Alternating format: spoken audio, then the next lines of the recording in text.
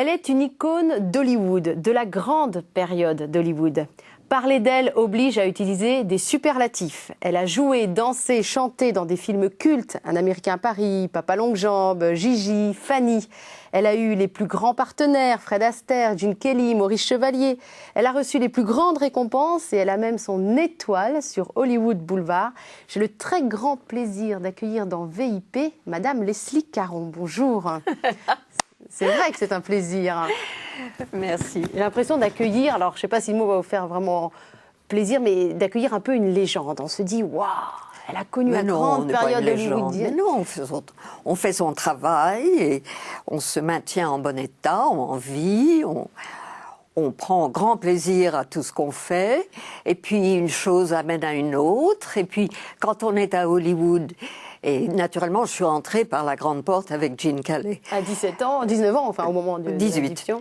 Bon, après ça, naturellement, on rencontre Joseph Cotton, Barbara Stanwyck, on travaille avec, je ne sais pas, j'ai pas travaillé avec Gregory Peck, mais je l'ai rencontré, je devais travailler avec lui, puis ça s'est pas fait. Et puis, il y a Fred Astaire. Oui, mais on est naturellement Gregory Peck, Fred Astaire, on croise comme ça, bien sûr. Oui. Entre légendes. Non, mais vous comprenez que ce soit un peu impressionnant, parce que cette grande période de l'âge d'or d'Hollywood est terminée. Aujourd'hui, c'est plus exactement ça, Hollywood. Ah, je ne dirais pas. Ah, vous ne diriez pas ça. Alors, vous diriez quoi, vous, Leslie Caron ? Je trouve que le cinéma est remarquable. Je trouve que les stars, les acteurs sont meilleurs. Parce que la technique est meilleure, la technique est beaucoup plus en pointe. On peut parler beaucoup plus vite, on peut bouger beaucoup plus, le film est beaucoup plus sensible, on n'a pas besoin d'avoir des éclairages tellement travaillés. On a toutes sortes d'avantages techniques qui ont fait avancer le jeu des acteurs. Et les acteurs sont mythiques maintenant. Qui vous plaît, vous, aujourd'hui, dans le Hollywood d'aujourd'hui, en qui éventuellement? J'adore DiCaprio, j'adore Brad Pitt, j'adore George Clooney. Ah, vous ne parlez pas les plus moches, hein? Ni les moins talentueux, d'ailleurs. C'est avec eux que j'aurais travaillé. Évidemment, Leslie, évidemment. Alors, il y a eu un grand événement dans votre vie le 8 décembre 2009. Vous avez découvert votre étoile sur Hollywood Boulevard. C'est quand même, dans ce monde des acteurs et des actrices, une consécration incroyable, surtout que la vôtre, vous allez nous l'expliquer, elle est placée à un endroit bien précis. Vous êtes entre deux belles personnalités.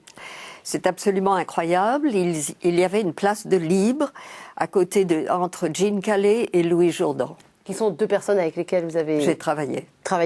Tourné, évidemment. Maintenu une amitié. C'est incroyable. C'est quoi ça représente quoi pour vous d'inaugurer cette étoile? Est-ce que c'est un peu folklorique ou est-ce que vraiment c'est une vraie signification d'avoir son étoile et son nom sur Hollywood Boulevard? Je dirais un peu des deux. Non, c'est folklore, c'est accessoire à une carrière. Les vrais signes d'une carrière bien remplie, c'est le succès avec le public, ce sont gagner des prix, oui. Mais, et de savoir qu'on est aimé par le grand public. Mais je dois dire que de ne pas avoir son étoile m'aurait un peu chiffonné. Parce que j'ai quand même fait partie du cinéma pendant 50 ans, au moins. Et quand on a beaucoup travaillé, fait des grands films, il faut... C'est dans la logique des choses, en tout cas. C'est dans la logique des choses. Oui. Alors, le grand public vous a découvert avec votre premier succès qui a coïncidé avec votre premier film. Vous avez 17 ans quand vous vous êtes repérée par Gene Kelly. À l'époque, vous étiez danseuse dans les ballets Roland Petit. On reparlera de votre enfance un petit peu plus tard. Je voudrais d'abord prendre à ce moment-là, parce que Gene Kelly vous repère et ça va vous amener à tourner avec lui Un Américain à Paris, qui a été un succès colossal, qui a eu de multiples 5 Oscars, je crois. 8. 8, celui-là. Alors, ce film-là, je comprends peut-être avec Gigi. 8 aussi. 8 aussi, ouais, décidément.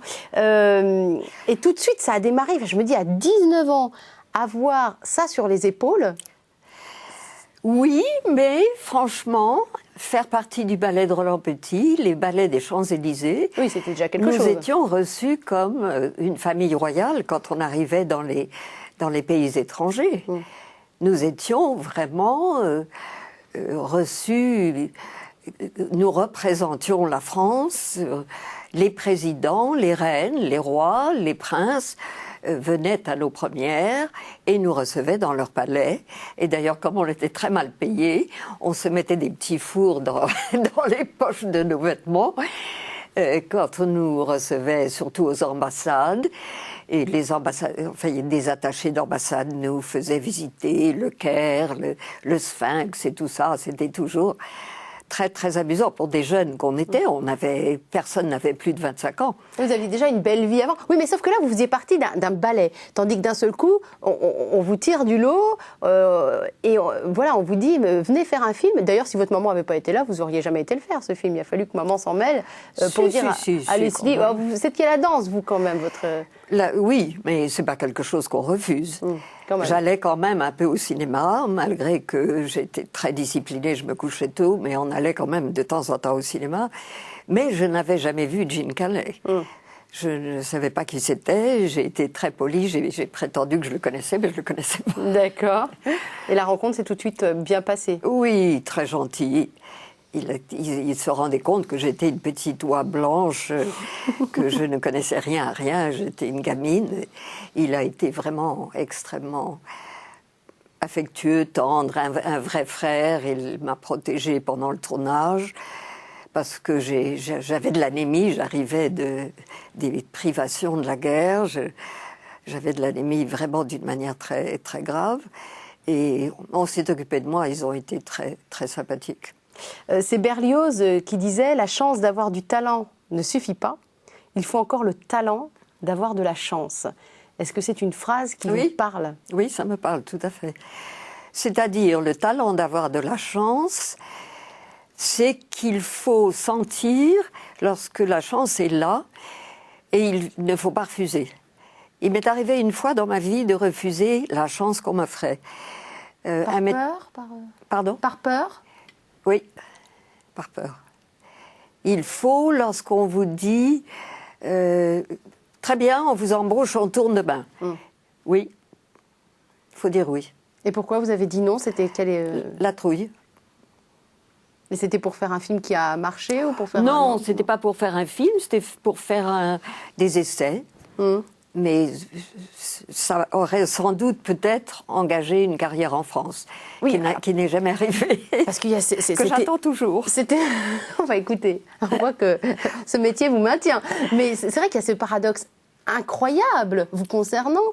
Vous êtes franco-américaine, prénom américain, nom français. Papa était français, maman américaine de Seattle. Et votre carrière est quand même très américaine. Oui. En France, on vous a vu dans des films quand même. Moi, récemment, je me souviens, ça fait quelques années, de vous avoir vu dans Le Chocolat, par exemple. C'est pas un film français. C'est pas français, Le Chocolat? Non. Parce que comme ça a été tourné en France avec Juliette Binoche, j'ai toujours cru que c'était français, moi. Non. D'accord, c'est un très joli village. Il y a Johnny Depp. Ouais. C'est de l'argent américain, on l'a tourné en anglais. Donc vous voyez, je me suis fait avoir par mon propre raisonnement. Non, mais c'est vrai qu'on vous a peu vu en France. Comment vous l'expliquez, vous? Je crois qu'on me met un peu comme une sainte dans une niche un peu trop élevée. C'est la légende dont on parlait tout à l'heure. Oui, quelque chose comme ça. Je suis à part. On n'ose pas. Je crois qu'on n'ose pas me demander. On se dit, peut-être le rôle n'est pas assez grand, ou elle ne voudra pas, c'est une star internationale, notre petit film, je ne sais pas quoi. Quelque chose comme ça. Alors que vous, évidemment, vous avez, j'imagine, très envie de développer quand même... vous vivez en France, oui. Vous avez peut-être très envie d'y travailler. D'ailleurs, on a pu vous voir récemment, alors là, cette fois-ci, c'était j'allais dire du théâtre, de la comédie musicale. La même chose, théâtre aussi, j'aimerais faire. Mais là, c'était somptueux. Au Théâtre du Châtelet, c'était il y a quelques mois, en février 2010, Little Night Music, qui est donc une comédie musicale, il y avait Lambert Wilson, notamment dans la distribution, qui a été 3 heures enchanteresse pour ceux qui ont eu la chance de le voir, comme moi. D'un seul coup, là, on vous redemande de travailler. On est en France, même si, bon, le livret n'est pas français, mais on est en France. Oui. J'imagine que ça fait plaisir pendant 6 soirs, même un peu plus, d'être devant le public français. Glorieux. Français. C'était glorieux. Et alors, ce qui était vraiment merveilleux, c'est de voir cette réaction. Les Français n'ont pas l'habitude de ces comédies musicales où on fonce, où les acteurs, les chanteurs se donnent à fond. C'est aussi fort que de l'opéra. C'était des chanteurs d'opéra d'ailleurs. Oui, oui, oui. Donc on se donne complètement à fond. Et ils sont en train, le public est en train d'avoir la même réaction d'émerveillement devant Les Misérables, où les chanteurs se donnent, même des petits, des jeunes, chantent. Gorge déployée, c'est merveilleux. On n'a pas l'habitude de ça en France. Alors Les Misérables, c'est la comédie musicale qui vient de démarrer justement au théâtre du Châtelet, que vous avez vu récemment, que a priori vous conseillez à tout le monde, donc on est bien d'accord. Tout à fait. Vous parlez beaucoup d'énergie, on vous sent, vous, tout en énergie. D'ailleurs, quand on voit ces films que vous avez tournés, les tout premiers, notamment Gigi, Papa Longue-Jambe, Un Américain à Paris, ça vous caractérise, une énergie, mais à la fois mêlée avec comment dire, beaucoup de douceur, finalement.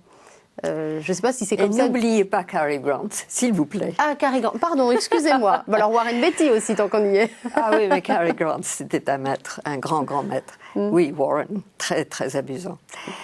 Mais beaucoup de douceur, oui, bon. Non, je suis timide et très... J'ai la larme facile. D'ailleurs, quand on me présente un rôle qui est très émouvant, je ne sais pas si j'aurai la force de le jouer. Parce que ça me démolit un peu, quelquefois, si le rôle est trop triste, trop éprouvant, j'ai quelquefois beaucoup de mal à le faire. Mais c'est un métier qui construit aussi. Ou qui démolit plus qu'il ne construit. Non, ça ne... Oui. Mais, par exemple, j'ai joué dans Paris brûle-t-il, un rôle qui était déchirant, absolument déchirant. C'était effroyable. Les wagons partaient avec ces êtres humains accrochés aux petits barreaux avec à peine la bouche qui sortait pour respirer. Et c'était des vrais rescapés qui avaient des numéros. Et les soldats qui les enfournaient avec le fusil, les chiens, tout ça. Et on assassine mon mari sous mes yeux. Je fais l'erreur de lui crier « Tu es sauvé, j'ai les papiers ». Et il se tourne vers moi et un soldat tire. J'ai mis 15 jours à m'en remettre. C'est très dur quelquefois. Et il y a des acteurs qui ont le courage, la force, je ne sais pas, il faut être vraiment solide, de jouer des grands rôles comme ça tous les soirs. C'est extraordinaire. À se protéger peut-être, à mettre un peu de distance pour se... faut se protéger quand même un peu dans ce métier ou pas? Non. Non. Non. Si vous vous protégez, ça ne marche pas. Non. Il faut le faire comme si ça vous arrivait à l'instant même. J'imagine que quand vous avez inauguré cette étoile le 8 décembre dernier sur Hollywood Boulevard, on doit repenser, sans doute pas la première fois, puisqu'on a eu droit aussi à une autobiographie, on en reparlera d'ici quelques minutes, mais on doit se retourner sur son histoire, notamment professionnelle. Et vous vous dites que vous avez appris quoi pendant toutes ces années de cinéma, de théâtre, de comédie musicale? Enfin, qu'est-ce que vous avez appris d'essentiel? On m'a beaucoup, beaucoup donné. On vous donne la vie, on vous donne des cadeaux énormes qui est, disons, l'amour du public. Le public vous aime, vous adore. C'est très lourd. C'est très lourd d'être une icône, c'est très lourd d'être aimé par tant de personnes.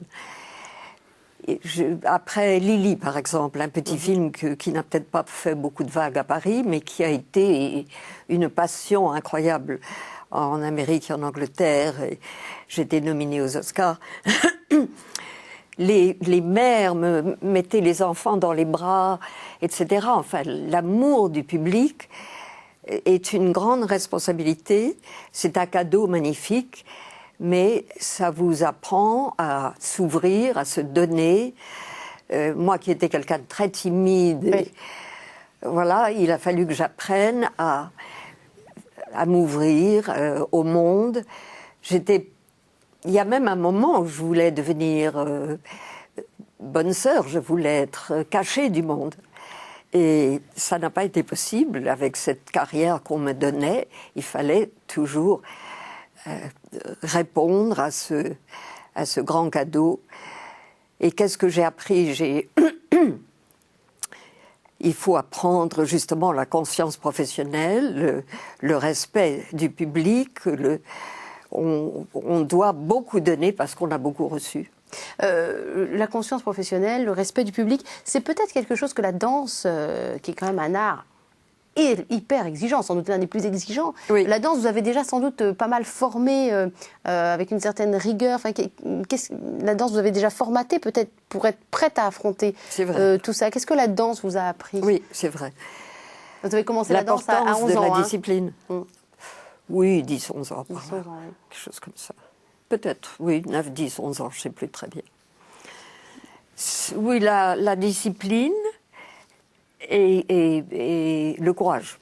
Le courage. Le courage. Parce que le courage. Pourquoi le courage, Leslie Caron, alors?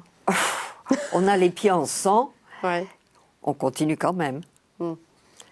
On a des hanches déchirées, on a des muscles déchirés, on continue. Jusqu'à ce que l'ambulance vienne vous amener à l'hôpital. Mais oui, il faut avoir beaucoup de courage pour résister à la douleur et travailler dessus. Et en même temps, acquérir parce que c'est tout l'art de la danse, me semble-t-il, mais vous allez me dire si vous êtes d'accord ou pas, acquérir une technique qui est forcément précise, on n'a pas le droit à la moindre erreur, et en même temps lâcher prise, enfin, garder le contrôle tout en lâchant prise, c'est un peu le métier d'acteur, ça aussi. Il faut avoir le contrôle par derrière, oui. Derrière la tête, il faut toujours garder une certaine conscience. Et par devant, il faut laisser l'imagination, le rapport avec l'autre, en totale liberté. En totale improvisation. Improvisation, enfin, oui.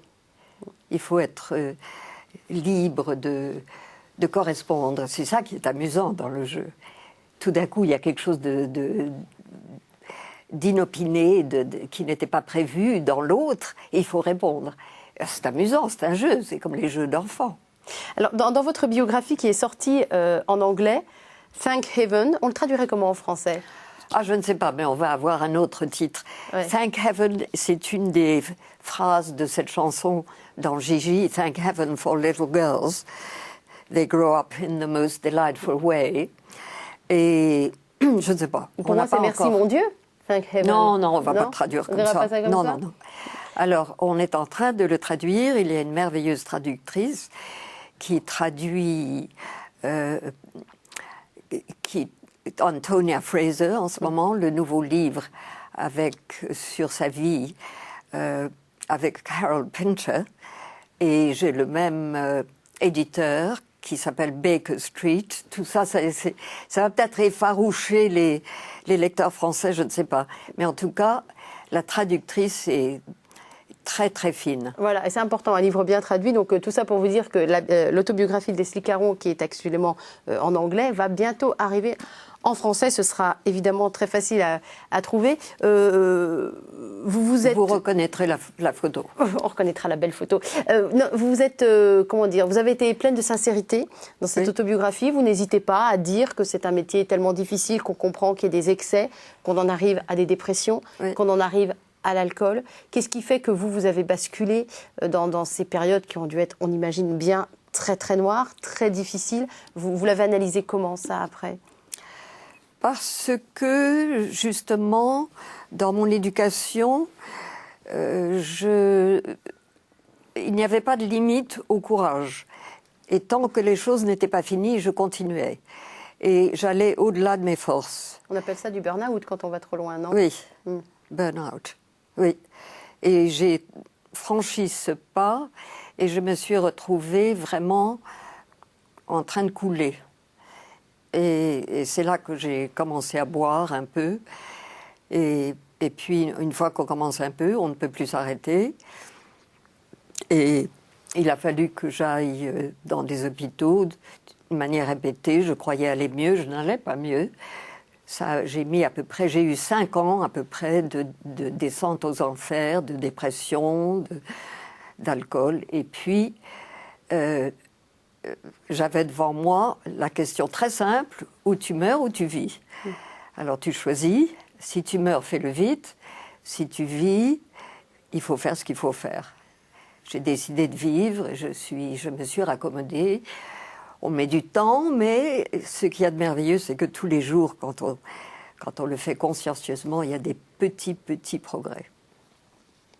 Il y a un jésuite, François Varillon, qui disait « Chacune de nos décisions est une Pâque, c'est-à-dire une mort et une résurrection ». Là, vous avez pris une décision. Oui. Vous étiez quelque part dans la mort, pas très loin. Oui, pas très vous avez loin. décidé de ressusciter. Oui. Vous l'avez vraiment vécu comme une rédemption. C'est le plus dur était derrière vous. Je me demandais comment les gens pouvaient me reconnaître. Ah bon? Oui, à ce point-là. Je croyais que j'avais comme un visage tout à fait différent, une personnalité tout à fait différente. Et c'est un peu vrai. On change de visage, on change quand on change de personnalité, qu'on se reconstruit et qu'on devient quelqu'un d'autre, quelqu'un de nouveau. On n'a plus le même visage, le même regard. Mais de l'intérieur, le changement est radical. Oui, mais c'est peut-être un bien de ne plus avoir le même visage. J'imagine que vous êtes devenu plus solide aussi. Après être passé par là, on se connaît mieux, me semble-t-il. Je sais que j'ai des limites à ne pas dépasser. Oui. On a tendance à imaginer dans cet Hollywood mythifié, en tout cas, on a tendance à le voir comme ça. Vous avez cité des grands noms du cinéma, mais est-ce que vous aviez des vrais amis? Je veux dire des amis qui étaient encore là, à ce moment-là notamment, qui vraiment, ils sont peut-être toujours des amis s'ils sont toujours vivants. Il y en a peu qui sont encore vivants. Oui. J'avais une copine qui était au conservatoire avec moi. Et Simone Mostovoy, elle a fait le conservatoire, et puis elle est entrée chez Roland Petit, Ballet des Champs-Élysées, on a fait des tournées ensemble. Elle est arrivée avec la troupe de Roland à Hollywood, alors que j'y étais déjà, et elle a rencontré un jeune homme, elle l'a épousé, et moi j'ai épousé son frère. Pendant quelques années, ça n'a pas duré. Mais on a été belles-sœurs pendant un moment, et on a des liens très solides. Oui, j'ai de très bons amis. Et dans les grands noms que vous avez cités tout à l'heure, vous m'avez dit surtout n'oubliez pas Cary Grant. Très bien. Cary Grant, c'est un monument. Ah bah bien sûr. Oui. Bien sûr. Et est-ce que dans ces monuments, il y a eu quand même des vrais amis, ou est-ce que c'est un peu le milieu qu'on imagine que c'est ça de dire Non, mais qu'ils vont vous se tirer savez, dans Cary les pattes. Grant, c'est un être humain. Oui, bien sûr. Et quand on était tout seul en train d'attendre une scène, il me donnait des conseils paternels pour comment éduquer mes enfants. Il ne faut pas croire que c'était un monsieur sur un pédestal entre les scènes.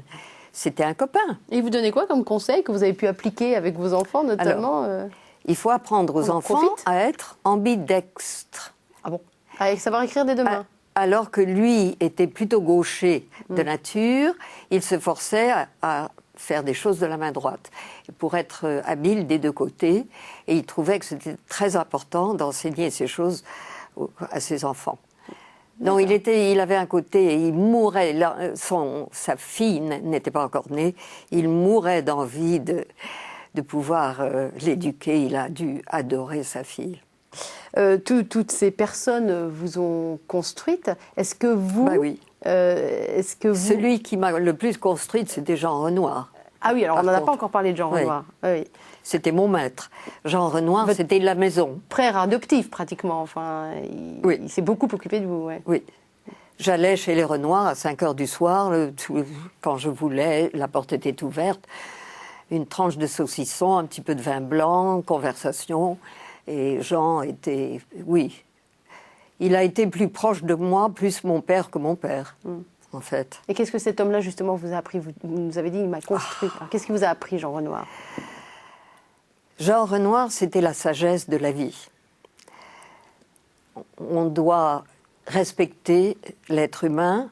Il avait un respect immense des femmes, des hommes. Leur position sociale n'avait aucune incidence. Une femme arrivait, il se levait, il lui donnait son siège, même si c'était Madame Pipi. Il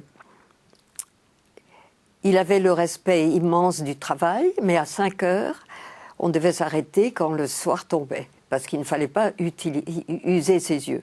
Ça venait de son père, le peintre. Alors, il avait des idées très vastes au point de vue politique, comme vous pouvez l'imaginer si vous avez vu ces films. Pour lui, un bourgeois allemand était plus proche d'un bourgeois français ou anglais que ça n'allait pas d'une classe à l'autre, de haut en bas, ça allait à l'horizontale. Et c'est vrai, Ça veut dire qu'il a formé... C'était une idée très nouvelle lorsqu'il l'a sortie dans son film. Il a forgé votre conscience politique, cet homme-là, notamment? Il vous a éduqué sur ce plan-là? Non, pas forcément. Non, c'était humain. C'était des préceptes humains. Il avait un grand respect pour les hommes d'autorité. Là, j'étais étonnée. Moi, je n'en avais pas autant. J'étais plutôt rebelle contre la police, les docteurs, les magistrats, tout ça. Tout ce qui représentait l'ordre et la loi, quoi. L'ordre et la loi. Lui, avec son air fouillis et au contraire iconoclaste, avait en fait un grand respect pour l'ordre des choses, jusqu'à un certain point. Quand vous parlez des grands acteurs, des grands cinéastes qui vous ont formé, on a toujours l'impression que vous vous placez dans le rôle de la petite fille, mais vous étiez effectivement plus jeune. Mais quel genre de petite fille vous étiez, vraiment, quand vous étiez petite fille? Quel genre de petite fille? Obéissante, travailleuse, vraiment, vraiment travailleuse. Docile déjà? Vraiment malheureusement, faite pour la danse. Oui, malheureusement, trop docile, ça m'a gâché, je crois, ça m'a desservi. Il ne faut pas être docile. Il vaut mieux être un enfant rebelle ou qui questionne. Je n'ai commencé à questionner les choses que vers, je ne sais pas, 45 ans, 50 ans. Oui. Oui, ça a pris un peu de temps alors, pour enlever ce carcan de l'éducation. Les filles à cette époque-là étaient éduquées dans le respect de l'homme, qui savait tout, qui devait diriger, qui était le personnage important dans les familles. Et là, maintenant, je ne pense pas ça du tout. Mais votre maman était danseuse aussi, donc elle aussi, elle avait été peut-être habituée à être, voilà... Pourtant, il faut une force de tempérament et de caractère pour être danseuse. Non, c'est pas ça. C'était une certaine habileté, je crois, chez ma mère. Ah, d'accord.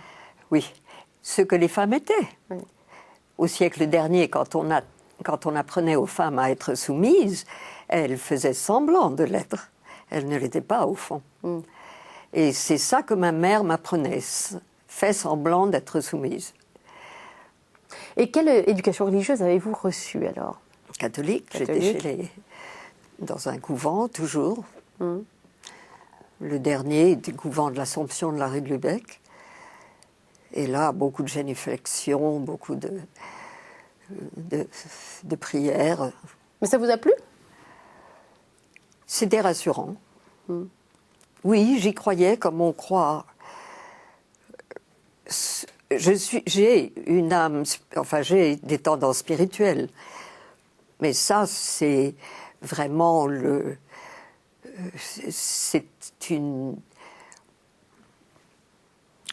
c'est suivre le signe extérieur du dogme.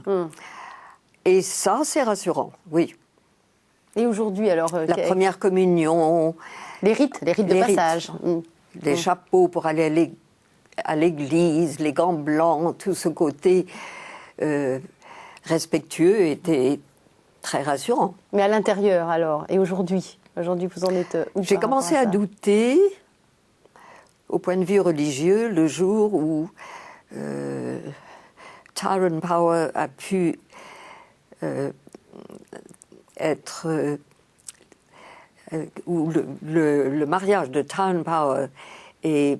Comment s'appelait-elle? A été annulé. Annabella a été annulée par le pape. Là, je me suis dit, oh, il y a des failles. Mais là encore, on est sur des choses finalement assez extérieures. On ne parle pas de la foi vive, de la foi... En effet, mais pendant ça a été fini. Je n'ai plus été à l'église. Et est-ce qu'aujourd'hui, c'est un sujet, le sujet de la foi, le sujet de la religion, de Dieu, qui vous travaille, sur lequel vous revenez? Disons, la spiritualité m'intéresse et j'ai une part spirituelle très, très vive. Mais l'Église telle qu'elle est pleine de défauts et de faiblesses comme les êtres humains. D'accord, donc vous avez une certaine distance par rapport à cette Église, on va dire. Cette Église-là, oui. Qui la font, d'accord. Mais toujours un rapport avec transcendantal avec Dieu ou plus vraiment? l'esprit de Dieu, oui, j'y crois tout à fait. Et d'ailleurs, je pense qu'il est plus simple de demander de l'aide à Dieu que de demander de l'aide au diable. Et je suis en train de penser à cet opéra où... À Faust, non? Faust, oui. Pourquoi demande-t-il l'aide au diable? Il aurait tellement plus de succès s'il demandait l'aide à Dieu, je trouve. Ah, il n'y aurait plus d'opéra. C'est sûr qu'avec le diable, on est toujours sûr de se faire avoir, au bout d'un moment. Oui, il y a plus de péripéties et tout le monde aime les drames sanglants. D'où l'opéra de Faust. Je voudrais qu'on en vienne à ce que vous nous avez apporté. J'ai l'habitude de demander aux invités d'arriver avec un objet, d'arriver avec éventuellement un petit bout de lecture. Et on a la chance que vous soyez arrivés les mains pleines. Merci pour votre générosité. On va peut-être commencer par l'objet qui va nous amener à une première lecture. Alors, cet objet est un cadeau, en tout cas, qui représente, les téléspectateurs vont pouvoir le voir tout de suite, des portraits de Colette. Sauf celui du milieu où c'est vous, mais alors qui ressemblait drôlement à Colette, hein, avec la coiffure de Colette, les yeux de Colette, la bouche de Colette, on a pratiquement l'impression que c'est elle. Oui, j'ai essayé.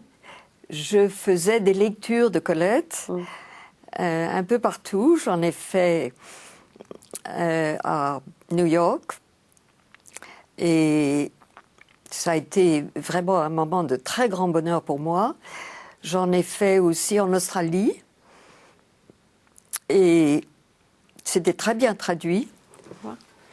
Rappelons que Colette, c'est quand même un amour de jeunesse, parce que Gigi, que vous avez... Oui, et c'est moi qui ai suggéré de faire Gigi. Voilà, c'est vous qui aviez suggéré le film de Gigi, qui est absolument fantastique, et qui est issu d'une nouvelle de Colette, évidemment. Et alors, à côté de ce cadeau qu'on vous a fait, hein, c'est un cadeau, c'est cela? Oui. À côté de ce cadeau qu'on vous a fait et qui symbolise une partie de votre vie, il y a un texte que je ne connaissais pas pour ma part, mais que j'aimerais bien que vous nous lisiez. Je vous rends votre cadeau, sinon après je ne vous le rendrai plus. Alors c'est très joli, comme tout le monde sait, Colette a été mariée à Henri de Jouvenel pendant son deuxième mariage. Et sa pauvre mère, Sido. La fameuse Sido. La fameuse Sido qui écrivait de très, très, très jolies lettres, et d'où vient le talent, d'ailleurs, je crois, se désolait de ne pas voir sa fille plus souvent.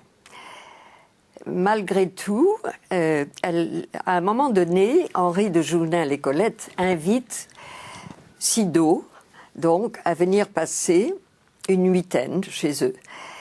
Et voici la réponse de Sido. « Monsieur, vous me demandez de venir passer une huitaine de jours chez vous, c'est-à-dire auprès de ma fille que j'adore. Vous, qui vivez près d'elle, vous savez combien je la vois rarement, combien sa présence m'enchante, et je suis touchée que vous m'invitiez à venir la voir. Pourtant, je n'accepterai pas votre aimable invitation, du moins pas maintenant. Voici pourquoi. Mon cactus rose va probablement fleurir. C'est une plante très rare que l'on m'a donnée et qui, m'a-t-on dit, ne fleurit que sous nos climats tous les 4 ans. Or, je suis déjà une très vieille femme. Et si je m'absentais pendant que mon cactus rose va fleurir, je suis certaine de ne pas le voir fleurir une autre fois. Veuillez donc accepter, monsieur, avec mon remerciement sincère, l'expression de mes sentiments distingués et de mon regret. C'est très bien trouvé comme excuse. Hein. Pensez-y la prochaine fois, le cactus rose qui va fleurir. Qu'est-ce qui vous plaît, vous, dans cet extrait, Leslie Caron? C'est une certaine roublardise paysanne, pour tout vous dire. Je pense qu'il y a plus que le cactus rose, parce que peut-être qu'elle aurait bien pu l'emmener avec elle.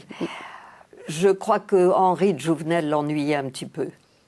Et que c'était si une vous manière me demandez ce que je pense. D'éviter de passer 8 jours à s'ennuyer, même avec sa fille, malheureusement. Oui, mais c'était le grand monde et sa fille était tenue à sortir. C'était d'une part le grand monde et puis le monde des journaux. Henri de Jouvenel était très entouré, il y avait beaucoup d'hommes politiques et tout ça, et je pense que ça ennuyait Sido. Prodigieusement. C'est mon idée. Personne Sido. ne l'a jamais dit, mais c'est ce que je pense au fond de moi-même. Alors, Colette, c'était une bourguignonne, et vous, Leslie Caron, vous êtes bourguignonne d'adoption, on va dire ça comme ça. Pendant une quinzaine d'années, vous avez dirigé une auberge. Alors, on change radicalement de milieu, là, cette fois-ci. C'était pas non plus fini le cinéma, mais vous avez pris en main une auberge que vous avez retapée, décorée, la lucarne aux chouettes. J'ai pas pris en main une auberge, j'ai pris des ruines. Enfin, des ruines, oui. J'ai remonté des ruines et j'en ai fait une auberge. Et alors, il n'y a pas que Colette, il y avait aussi Renoir qui était bourguignon. Et pourquoi Villeneuve-sur-Yonne, qu'on connaît Renoir. plus comme la ville du docteur Petiot, malheureusement. Bravo. Ah oui, dans Petiot, le bon docteur Petiot avait été maire avant Très d'aller bien, faire bravo. Mais je suis bourguignonne aussi, c'est pour ça. Avant qu'il aille faire ces choses, D'ailleurs, ce je destin pense funeste. toujours à cette pauvre servante qui doit être enterrée au numéro je ne sais quoi dans la rue principale. Mais On c'est une l'a très jamais jolie ville retrouvée. d'ailleurs, Villeneuve-sur-Yonne. C'est Et donc, absolument. vous décidez de reprendre, enfin de bâtir pratiquement de vos mains, de reprendre ces ruines, d'en faire une auberge, Oui. la lucarne à la chouette. C'était quoi l'idée au départ? C'était je tourne le dos à ce cinéma? Non. Je C'était vais quoi vous dire, l'idée? ma grand-mère et mon grand-père construisaient constamment. Et dans mon enfance, je voyais toujours des maçons, Ils construisaient des quoi? échafaudages. Ils ont construit plusieurs maisons alors que j'étais petite fille. Donc c'est une famille assez aisée, donc. Oui. Et nous avions une maison à Neuilly sur la Seine, et puis il y avait un domaine très beau dans Du côté de Saint-Jean-de-Luz. Saint-Jean-de-Luz, voilà. Entre Saint-Jean-de-Luz et la Bidassois. On imagine les vacances heureuses que vous avez dû passer là-bas, Du petite rêve. fille. Le rêve. Ouais. Absolument le rêve, j'en parle très longtemps, jusqu'au jour où la guerre est déclarée. Et donc j'ai toujours vu construire et ça m'a semblé tout naturel. Et j'aimais ça, j'aimais l'habileté des ouvriers, des maçons. Et puis ça m'est rentré automatiquement dans la mémoire. Je savais comment on devait tailler les pierres, je pourrais presque le faire. Je savais comment on jette le ciment, je savais comment on le mélange, je savais beaucoup de choses. Et je n'ai pas eu froid aux yeux quand j'ai vu ces ruines qui étaient charmantes sur le bord de l'eau. Je voulais donner quelque chose à ma ville de Villeneuve-sur-Yonne où j'avais un moulin. Je me suis dit, bon, je me suis lancée.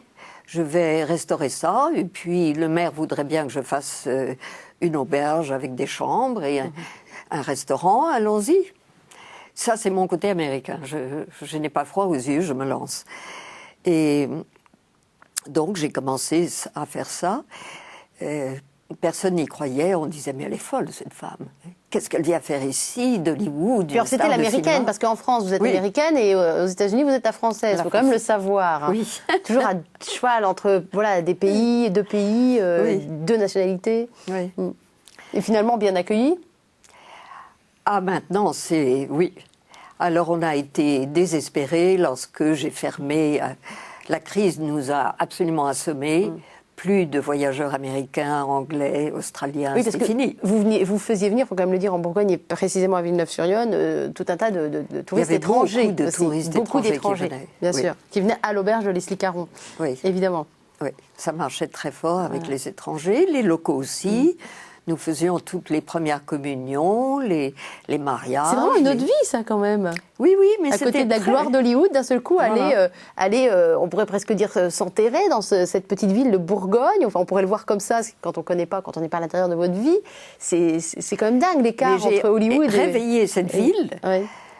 Les maisons qui ne valaient que 50 000 francs lorsque je suis arrivée en étaient complètement ennoblis, on ne trouvait plus rien à vendre, et les magasins se sont multipliés, et c'est devenu la ville. Vous êtes fière de ça? Ah, très fière. Alors, j'ai donné beaucoup de travail à beaucoup de monde. On vous conseille un petit parcours touristique. Il faut faire Villeneuve-sur-Yonne, Joigny. Il y a un très bon restaurant là-bas. Auxerre, tant qu'à faire, qui n'est pas si loin que ça. Pousser jusqu'à Dijon, c'est bien aussi. Enfin bon, voilà. Il y a des châteaux superbes par là. La Bourgogne, vous l'avez adoptée et vous a adopté Oui. Aussi. Mais aujourd'hui, c'est une aventure qui est terminée. Oui, il y a cette crise, et puis mon chef a dû prendre sa retraite trop tôt, je trouve. Moi, je trouve qu'on ne doit pas prendre la retraite. Attention, hein, c'est touchy le sujet des retraites en ce moment. Leslie Caron, faites attention à ce que vous dites. Hein. Je vais quand même déclarer que j'ai ouvert mon auberge à l'âge de la retraite. Ah bah et j'y travaillais. Ça, c'est très américain, ça aussi encore. Voilà, oui. On va se consoler, on va oublier que cette auberge est en vente actuellement. On va parler d'Arthur Miller et de Romain Gary. Vous avez eu la gentillesse d'amener 2 livres de votre bibliothèque. Je crois que vous n'avez pas hésité beaucoup avant de vous tourner vers ces 2 ouvrages. Je vous laisse peut-être nous les présenter. Pourquoi Arthur Miller déjà? Arthur Miller, parce que on m'a donné ce livre pour me montrer la qualité de la traductrice. Et c'est un livre qui vient de sortir, et ce sont des histoires plus ou moins courtes qui sont prises de son œuvre. Et donc, si on n'a pas envie de lire tout Arthur Miller, on peut acheter ça. La première histoire est absolument délicieuse, c'est sur son enfance à Brooklyn, très, très, très pauvre, où il se levait à 5 heures du matin, et en bicyclette, il allait livrer le lait. Et puis, il y a toute l'histoire du quartier, avec les personnages du quartier, la solidarité, l'affection, les travers et tout ça. C'est très riche en émotions. C'est pas l'Amérique que vous avez connue, ça, hein? Oh si, j'ai connu, si. Quand je suis arrivée dans les années 50, on ne fermait jamais ni sa voiture, ni sa maison. La maison de Gene Kelly n'avait jamais un tour de clé. Non, mais ça, c'est une Amérique d'opérette, là-dedans. Mais non. Tout le monde est gentil, tout le monde est beau, mais je tout le vous monde est assure que propre. C'était comme ça. Il y avait une naïveté, il y avait... quelque chose de bon enfant, en tout cas. C'était très ouvert. Par exemple, pour acheter le journal était sur un stand, on mettait ses 5 cents et personne ne trichait. Et voilà. On pouvait prendre ce journal. Si vous étiez un voleur, vous pouviez, mais personne ne le faisait. Personne ne le faisait. Je n'ai jamais fermé ma voiture avant de venir en France. Mais cette Amérique-là n'existe plus, on est bien d'accord. Est-ce que vous y retournez, vous, aux États-Unis? Oui. Oui, régulièrement? Oui. Pour travailler, Travailler. Parce que vous intervenez dans des séries télévisées, notamment. Oui, oui. C'est casse-pied, à chaque fois que vous décrochez une récompense, c'est lassant, non? Non. Non. C'était une petite boutade. Romain Gary. Alors, La promesse de l'aube. Oui, il y a une histoire que tout le monde doit connaître. Il était dans l'armée. Ne me demandez pas les détails précis de ça. Je ne vous les demande pas. Ne me demandez pas. Mais je sais que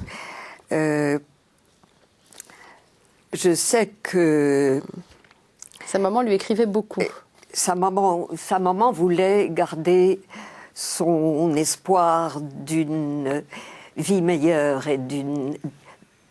parce que je crois que Romain Gary a dû vraiment beaucoup ramer pour avoir une position, pour s'établir comme diplomate et comme écrivain. Donc, pendant la guerre, il était un très jeune homme, et sa mère le soutenait, lui donnait du courage en lui écrivant presque tous les jours, enfin, en tout cas, définitivement toutes les semaines.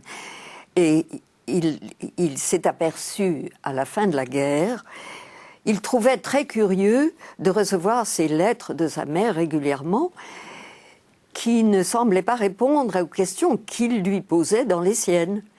Il s'est aperçu, à la fin de la guerre, que sa mère avait été morte depuis 3 ans, et qu'avant de mourir, elle avait écrit une large collection de lettres qui lui étaient régulièrement envoyées pour soutenir son courage pendant toute la guerre.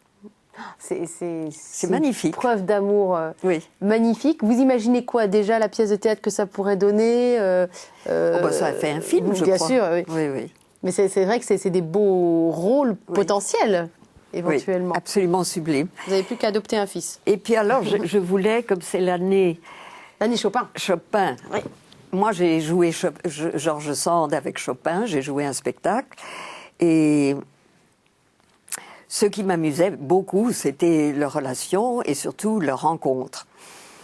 Alors, leur rencontre a été assez amusante parce que l'un pensait,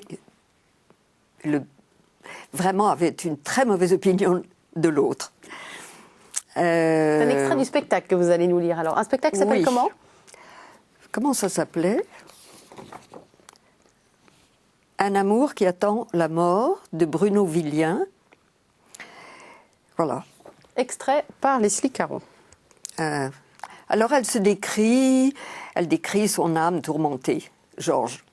Autrefois, un amant m'a reproché d'avoir le ton d'une fille, sans en avoir les avantages, et la fierté d'une marquise, sans en avoir les grâces. Je suis si ours, si bête, si lente à penser tout haut, si gauche et si muette, au moment précis où j'ai tant de choses dans le cœur. La résignation n'est pas dans ma nature. Il faut que je sois arrivée à dire « tout est perdu » pour que je me décide à tout accepter. Vivre que c'est doux, que c'est bon. Malgré les chagrins, les maris, les ennuis, les dettes, les parents, les cancans, malgré les poignantes douleurs et les fastidieuses tracasseries, vivre, c'est enivrant. Aimer et être aimé, c'est le bonheur, c'est le ciel. Je porte en moi-même une grande misère qui fait que j'aime toujours beaucoup trop quelqu'un et que j'ambitionne trop d'en être aimé.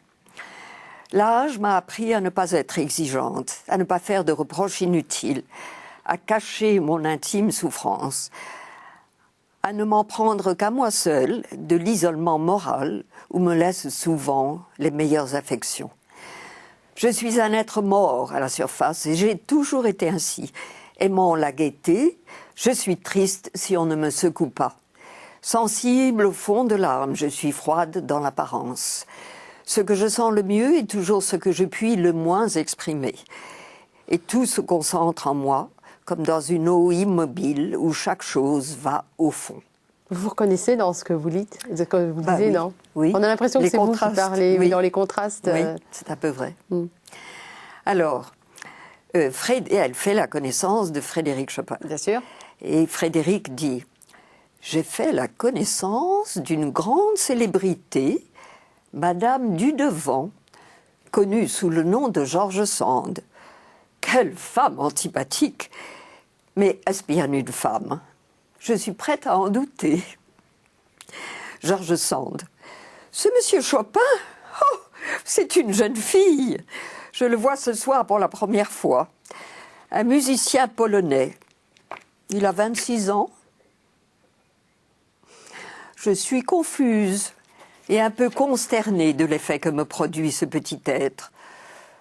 Je ne reviens pas encore de mon étonnement. » Quand voilà. Deux génies se rencontrent, un génie de la littérature et un génie de la musique, oui. On sait qu'ils vont avoir une histoire ensemble. Oui, ce sont les prémices de cette histoire-là qui était mal partie quand même, qui était mal partie au départ. Justement, ils étaient tellement à l'opposé l'un de l'autre, mais je crois qu'ils avaient besoin l'un de l'autre.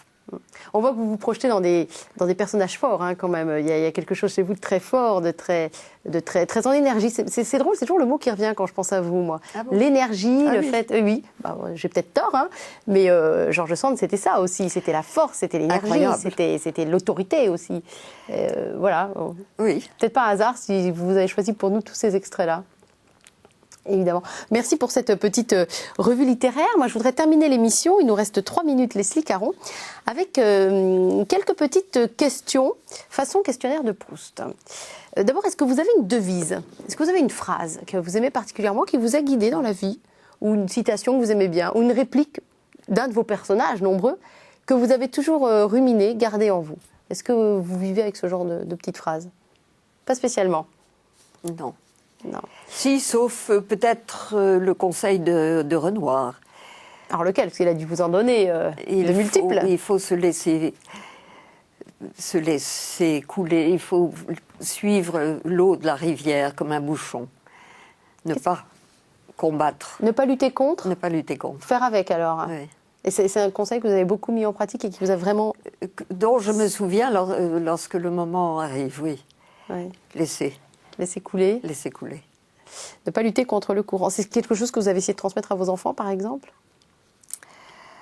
Oui, enfin, je donne de meilleurs conseils maintenant que lorsque j'étais une jeune maman. Quand on est une jeune maman, on est dépassé par toutes sortes de... Je suis bien d'accord. Oui, on n'a pas le temps de penser aux grandes... choses philosophiques et de donner des bons conseils, on essaye du mieux qu'on peut. Dans l'instant, en tout cas. Oui. Est-ce que vous avez un rêve inachevé? Oh oui, beaucoup. Par exemple C'est pour ça que je me tiens en bonne santé, parce que je voudrais tenir encore pour achever mes rêves. Oui. Je voudrais aller à Broadway. J'aurais voulu jouer à Broadway, vous oui. voulez dire. Oui. J'aurais voulu jouer en France, mais ça me semble très bouché. Mais j'aimerais, oui, j'ai du temps à rattraper sur scène. Oh, c'est fou parce que moi j'ai l'impression que vous avez une carrière hyper remplie. Mais oui, sur oui, scène, oui, peut-être tout pas est tant que rempli, ça. Oui. mais il y a encore des choses à faire. Il y a encore cette énergie qui est là en tout cas et cet appétit. Vous n'avez pas perdu l'appétit. Oui, oui. Oui. Donc ça pourrait être Little Night Music à Broadway. Non, non, Non, pas ça. J'aurais adoré jouer du, je sais pas, Tchekhov. Du Tchekhov. Oui. Ah bah oui, tant qu'à faire, il ne faut pas prendre le plus petit. Oui, Non, mais parce c'est que vrai, j'ai ce connu serait beau. beaucoup de Russes. Et je comprends très bien l'âme russe qui va du désespoir au rire, les excès d'émotion. Qui inviteriez-vous au dîner idéal? Vivants et morts mélangés, personnages connus de nous ou pas connus, mais qui inviteriez-vous à votre table? C'est toujours une surprise. Quand je rencontre des personnages connus, j'ai beaucoup d'appétit pour rencontrer des gens intéressants. Mais qui aimeriez-vous rencontrer alors aujourd'hui, que vous n'avez peut-être pas encore rencontré? Bah, vous me parlez dans l'absolu, oui, Oui. j'aurais aimé rencontrer Mozart. Oui. J'aurais adoré rencontrer Mozart. Un galopin de génie. Dernière question, et on va terminer avec celle-là. Si vous pouviez revoir la petite Leslie Caron qui a 7, 8, 9 ans, vous lui diriez quoi aujourd'hui? Ne sois pas si sage. Ah, on y revient, ça vous a vraiment marqué. Ouais. Et c'est le conseil que vous nous donnez à tous finalement? Ah oui, la vie est courte, il faut vraiment la croquer. Il faut tout faire. Et surtout ne jamais s'arrêter et prendre sa retraite. Il faut faire d'autres choses, d'autres choses. Il y a des choses passionnantes à faire. Mais il faut créer jusqu'à la fin. Merci infiniment, Leslie Caron, d'avoir passé 52 minutes en notre compagnie. Et on vous souhaite une belle continuation, on vous souhaite Broadway. Voilà, moi je vous souhaite de faire Broadway. Merci. Parce que c'est votre vœu le plus cher. Merci beaucoup.